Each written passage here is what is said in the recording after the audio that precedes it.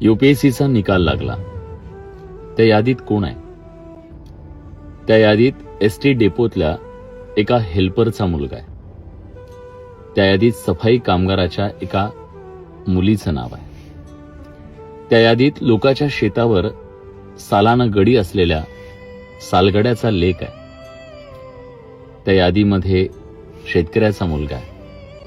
आज कुठलंही बॅकग्राऊंड नसलेली ही पोरं स्वतःच्या हिमतीवर, टॅलेंट आणि कष्टाच्या जीवावर क्लास 1 अधिकारी होत आहेत. याचा अर्थ काय माहितीये?